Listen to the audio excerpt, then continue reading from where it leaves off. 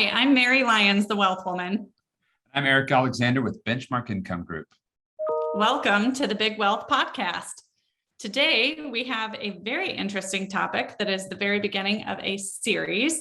What we are going to talk about is how you structure your purchases, because whether you realize it or not, the way you spend your money determines how much money you're going to have over your lifetime. And if you have the ability to earn money on the dollars that you are spending, that could dramatically change your life.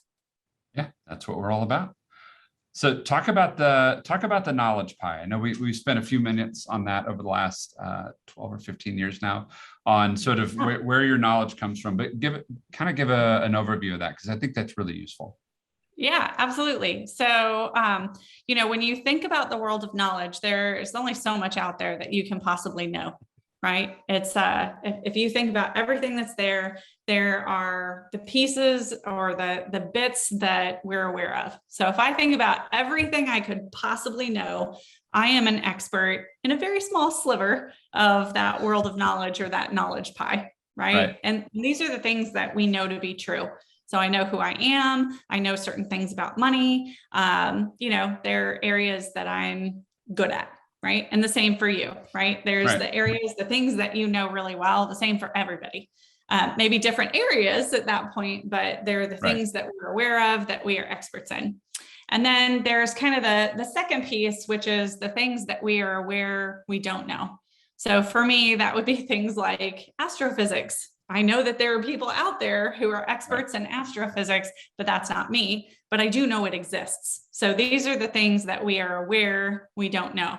And then I think about probably the greatest piece of that knowledge pie is the things that we don't even know that we don't know, right? Like there are probably things out there in the universe that could be known that right now they're not anywhere on my radar. I don't know they exist. So those are kind of the main things, but I think the most dangerous piece of this knowledge pie are the things that we believe to be true that aren't. So the things that we know that just aren't so, I think is kind of Will Rogers, right? Yeah, it's the way to put it. These are the most dangerous pieces of the pie. And I think that we see this really quite frequently when it comes to financial planning, because everybody has preconceived notions about financial tools or how money works. And frequently, because they believe them to be true, they hold on to those almost as like pillars of truth or foundational concepts for a financial plan. And when you hold on to those things and they are inaccurate, it can actually be very damaging.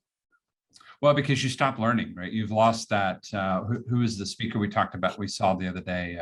He said, it's okay to be childlike, just not childish, right? We've lost the ability to sort of, you're not looking for the information at that point. So you've rejected it because you've already made it.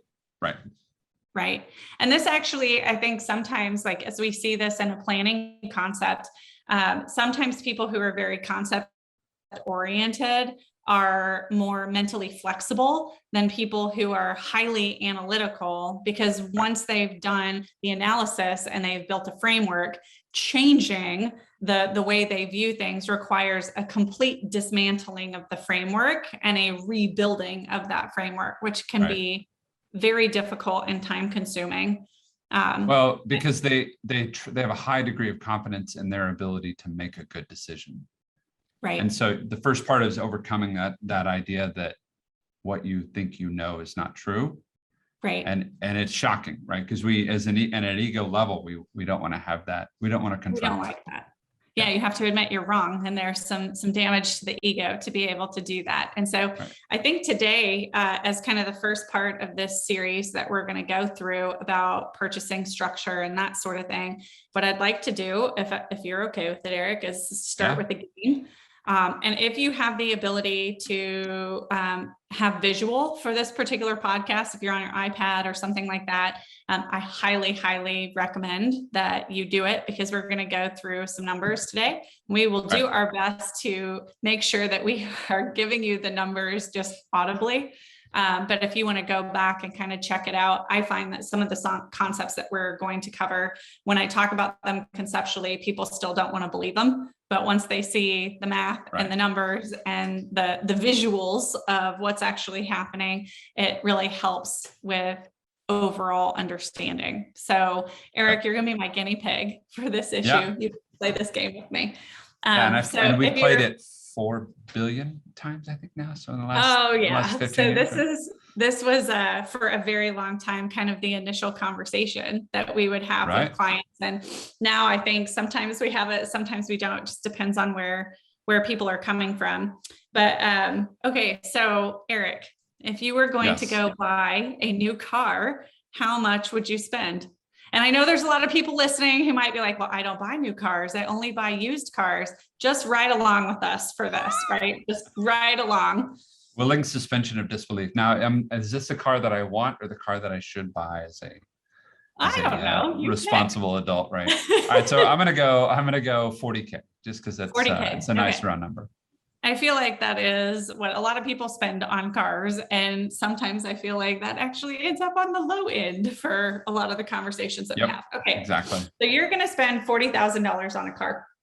Now you've been taught your whole life that the best way to buy things is to pay cash. So at this point, we're going to make the assumption that you have saved up $40,000 and it is sitting in cash in your bank account, earning practically nothing because at least at the time of this podcast, interest rates are not great, right? So it's sitting there and you decide for whatever reason to walk into the bank with a giant briefcase, one of those nice metal ones, you know, that they always use in the movies. With a handcuff and a chain. With a handcuff, yeah.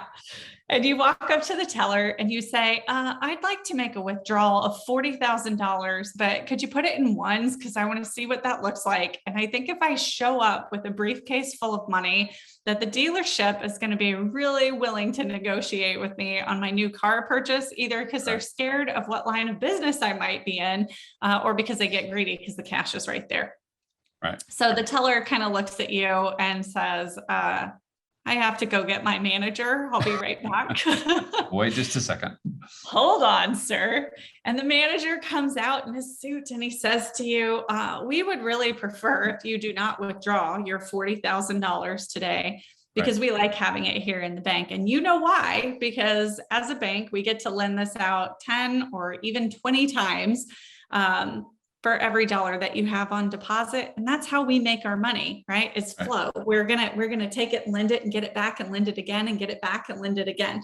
And so, so we want you to leave your money here with us. And in order to convince you to leave your money here with us, we're going to offer you a special promo. And this is only for you, sir. What we're going to do is we are going to move your money to a special account where you can earn 4% net of taxes, net of fees, right? This is a special one-time deal. You have to make this decision today, and it is only good on your $40,000. But as long as you leave that money here with us, we are going to make sure that you are getting pretty much that rate, right? And so I know interest rates aren't great. This is a pretty good deal for you, sir. Yeah, this is a great deal. Right? Like, okay, this is interesting, but we know that you need to go buy a car. So, sir, what we're going to do for you is we're going to go back into the vault, right? We're going to pull out $40,000 of the bank's money. And what we're going to do is we're going to loan that to you. But we're going to charge you 6%. And so just to be clear, we're going to pay you 4% on the money you leave with us. Right. And we are going to charge you 6% on the 40 grand you're borrowing from us. And I promise you, sir, you're going to come out ahead. Right. Do you believe the banker? So before you answer, for anyone listening, I just want you to think about your answer.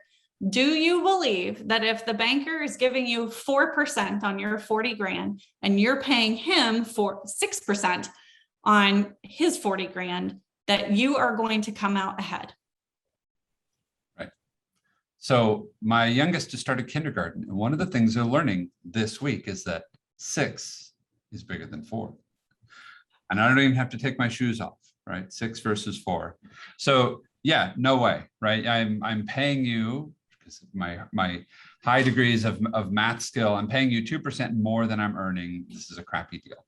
this is a bad deal, right? And I'm going to tell you that probably 99% of the people that we talk to, including people with economics degrees, including CFOs, including accountants, all answer that question the same way. And the reason that we ask this question in the first place is because sometimes your gut reaction is wrong. The banker is actually telling you the truth in this situation. Right. And if you're sitting there going, I don't understand how, I'm going to walk you through, well, Eric and I are going to walk you through exactly how that's possible. So we're going to start with the $40,000 that you have sitting in the bank, earning 4%, I believe is the numbers that we said. Now, keep in mind, in real life, investment values will fluctuate. And what we're doing is a hypothetical illustration. So none of this is promissory. This is just concept at this point. If you have $40,000 and it is earning 4%, the first year you earn $1,630 in interest. Now the next year you have 40,000, right? Plus the 1,630. So you've got 41,630 that's earning at 4%, bigger balance. So you're credited more interest. That year you're going to earn 1,696, right? Power of compounding. Right. And so what happens is you keep having a larger and larger balance every year. And even though it's still earning 4%, it's 4% on a bigger and bigger balance. So that after a 5-year timeline, you have earned a total of $8,840 in interest. And your balance in that account after 5 years is $48,840. Right. Anything you want to add to that? Nope, because I'm looking at the magic word here and the Smurf word of it, which I think is probably the appropriate way to think about it, is we use the word interest loosely, right? But it's not always the same. Right. So let's talk about the loan now. In your loan, we have $40,000 that we are paying 6% on. So we're going to take this and amortize it over a 5-year time period, because the typical car loan is 5 years. So we can look at this over a shorter or a longer time period, and the math will be slightly different, but the concept remains the same. So that $40,000 at 6%, your monthly car payment is about $773. And when you look at what you pay in interest in the first year, it's actually higher than what you were credited that first year. You paid $2,208. But here's the thing about car loans and mortgages, and most loans actually. When you take a loan, they can only charge you interest on what you owe. So every time you make a payment, what you owe goes down. The amount of interest they can charge you goes down to principal with every payment you make, whether it's towards your car or whether it is towards your mortgage. So what you can see if you're watching along with this is by the 5th year here, you're only paying over the course of 12 months $295 in interest because your balance is so low at that point in time. And if you mirror that with what you're being credited, right, in that last year on the money that you left in the account, you're earning $1912. So there's a huge difference in that last year, especially between what you're paying in interest and what you're actually earning. So when you look at what you would pay out in interest, not only do you pay back the $40,000 that you took from the bank, but you are paying $6,399 in interest.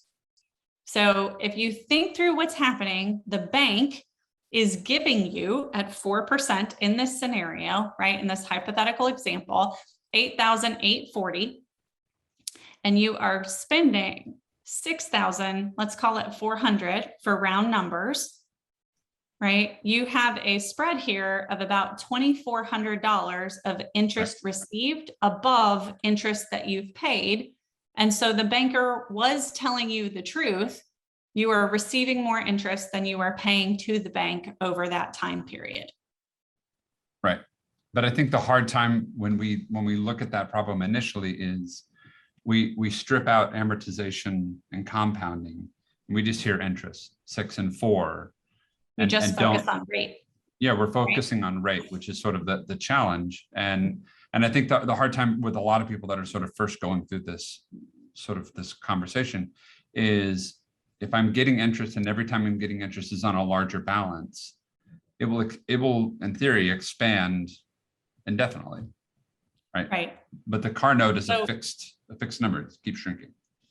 Right. And here's what I think is so key. We are trained by financial institutions to focus on rate.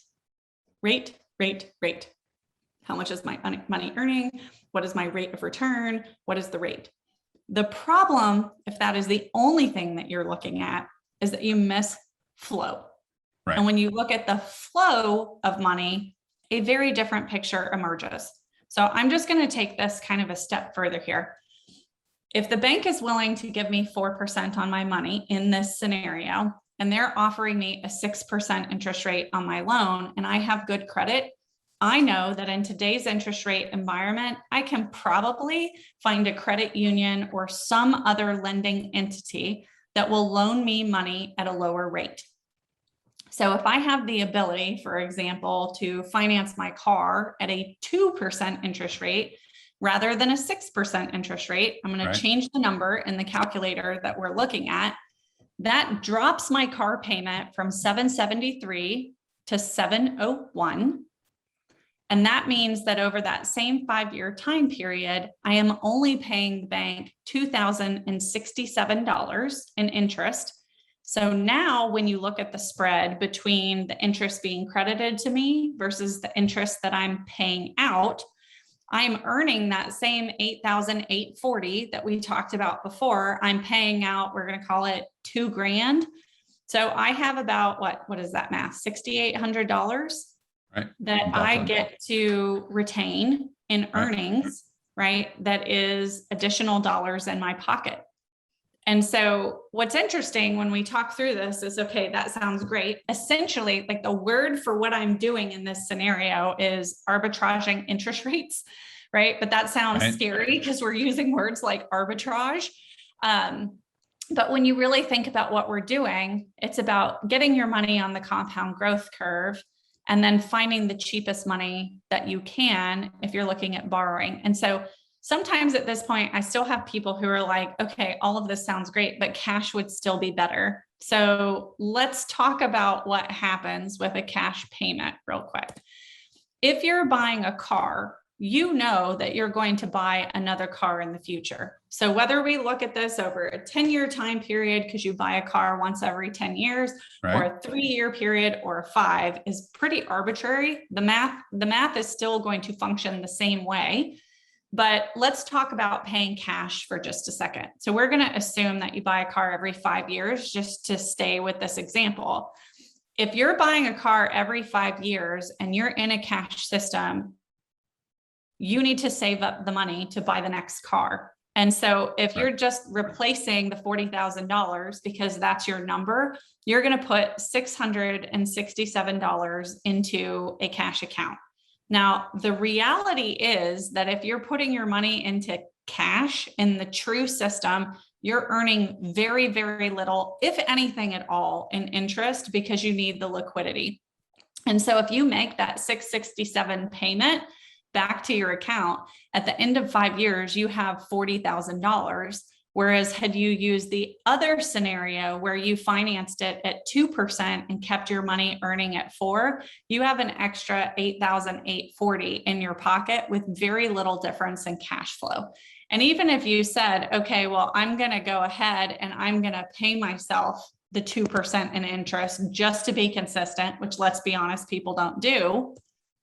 If you're paying $701 back into your account, you have $42,000 and I'm sorry, you have $42,067 at the end of that time period. So if my cash flow is exactly the same and my choices are, I can have 42,000 or almost 49,000, I would rather have the same cash flow and end up with the extra $6,000 or $7,000 in my pocket. Right. And I think the key that you put there earlier, and you talked about it with the banker, right? The banker says, hey, we're bringing our money in, and then it's about flow. It's about doing this deal over and over and over and over again, right? They understand the flow of capital. Multiple uses for your capital, right? Right. Multiple uses of dollars, right? They understand that. And so I forgot who it was, Willie Horton or whoever it was. Why do you go rob banks? Because that's where the money is, right? So if you follow what people are doing that have a lot of money, they understand flow and they understand multiple uses of every dollar. So at a more strategic level, just a mindset level, to your point, right? If you're doing the exact same thing you were going to go do anyway, and you're paying yourself the interest, why not have a more supercharged system to go do that? Right. So here's where I think we can kind of almost take this to the next level. And I'm cautious about adding this in here because I want to make sure that I go through some different examples. But I'm going to say it anyways. One of the things that I think is absolutely key is an idea that originated, I think, in the 80s, but don't quote me on that, called economic value added. And it is the idea, EVA, right? It is the idea that you have to assign a worth to your own money, right? Because part of the reason that we look at cash as being like the end all be all is that we don't assign value to our money. So we aren't looking at opportunity cost, meaning if I pay cash for this, I don't have to pay interest, but I don't look at what opportunities I'm giving up. So if I pay cash for this, I don't pay interest, but what could I have earned if I were to invest or save or deploy that capital in a different way? And what EVA is it's the idea that, and this originated in business, but it's the idea that you have to assign a worth to your dollar, meaning I do not deploy the money unless it generates a specific return.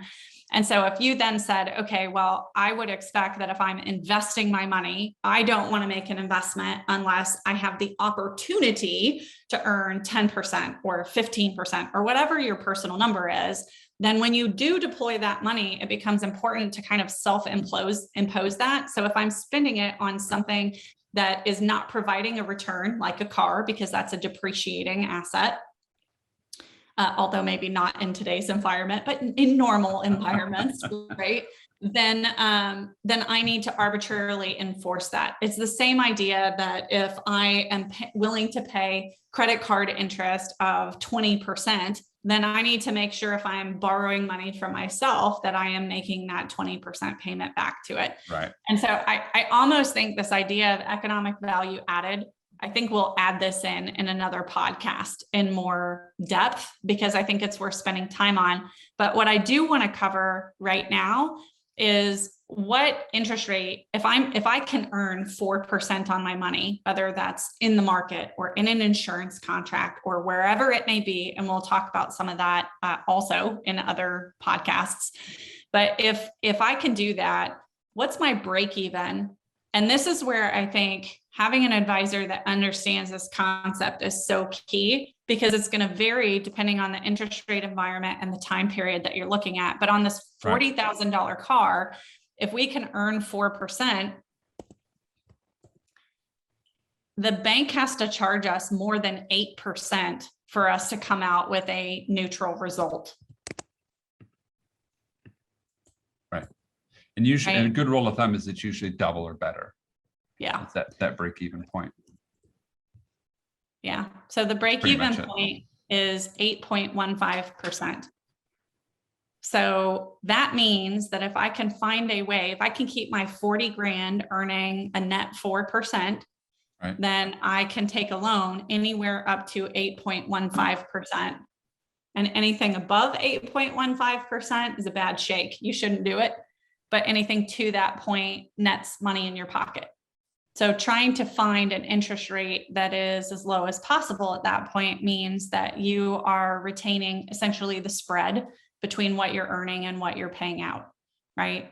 And that to me makes a lot of sense because when you really start thinking about it, and I'm going to say this, and then I'm probably going to say it again or ask you to say it differently, Eric, there is more money that you earn in your lifetime that comes into your personal economy, and then you turn around and hand that away and never see growth on it than you are ever able to actually return doing things in a traditional way. Because when you factor in your salary or whatever it is you're making, and then you pay taxes, and then you pay your mortgage and your student loans and your car payment or whatever debt you may have, And then you factor in lifestyle, if you don't have debt, or even if you do, money that you're deploying for just the enjoyment.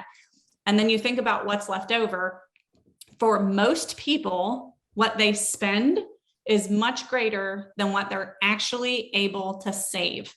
So if we have the ability to design a system that allows us to earn on dollars we are deploying that are not investment dollars, over time, that can help shore up quite a few gaps in our ability to save for the long haul, right? And even a conservative rate of return on dollars that we are deploying, right, can potentially, because of the amount of dollars being deployed, end up being far greater growth over a lifetime than what you can generate on the small amount of dollars that you can save or invest, that you are putting so much pressure on to create these big rates of return. And this is where I go back to, and Eric, you and I talk about this a lot, the efficiency of how you deploy your capital, whether it's for purchases or investments, is just as important, if not more so, than the rate piece that most people are focused on. Well, and I think one of the conversations we have with clients a lot of times is this idea of the parking spot between deployments, right? So if I'm saving up, so my wife and I have I fight it, but I am part of the team. And so I'm on board with the plan, but we have a 10-year cycle, right? Everyone gets a new car every 5 years, but each of us get a new car every 10. Every 10. Right? Mm-hmm. Right. So that is our system. And I grew up in a household where it was a new car every probably 3 years. So it's probably not as smart on my old side, but this is where we should be, right? But between deployments, we go for a fair amount of time with no car payment, or we just have one. We don't have two going on at any one point in time. And so if I've got to have money sitting on the sidelines, what rate of return do I want that money on the sidelines to have? Mm-hmm. And so if I think through that idea of there's more money coming into me and leaving me than I'll ever be able to save, then if I give those dollars, that EVA thing, I think is such an important concept. If I give those dollars a job, how much should they be earning? And how can I get them earning as much as they can between deployments, between sort of outlays of cash, if you're thinking through it as a purchase. Money but should just never that be mind, right? It's that idea of flow, right? And being able to get 2, 3, 4, 5, 6 different uses out of every dollar. And it goes back to that efficiency thing. If I've got $30 million sitting in the bank, I can be really stupid and lazy with a lot of it and still be okay, right? Most of us are not in that bucket, right? So we've got to have every dollar kind of working as hard as it can, because we know that there's shrinkage, right? There's loss that just kind of comes in because we're tired and want to go out to eat, or we're whatever, you can get another snow cone, or what all of this kind of stuff that goes through our day kind of depletes that capital. But that idea of giving your dollar a job and thinking about that dollar as a productive member of your economy, I think is sort of that first step. So here's the thing, right? And I'm going to go back to like the deploying of capital and the spending piece of this. I think so many times we talk to people and maybe they're even really good savers. They're saving 20, 30% of their income. The idea of saving more is generally unappealing, right? Because it means I'm giving up lifestyle today in order to have lifestyle in the future, right? And so if we can just be more efficient with how we structure the purchases that we are making, right, that has a huge impact over a lifetime. So I think that focus on how we structure the purchase has to be a starting point, because it gives us a permission slip to still make those purchases while working towards our future. So it's not either or. Right. So I think we're kind of coming up on time, and, I'm sure you can hear that my doorbell has been rung twice on this podcast. Right. So I'm going to grab that. And I think this is actually a good break point though, because what we're going to talk about in our next podcast is the idea of economic value added. And then we're going to talk maybe in a third podcast about, specifically how you can use this system for purchasing assets that appreciate in value, right? Or investments that you're making. So with that said, thank you for joining us today. We appreciate you being here. Thanks. Bye.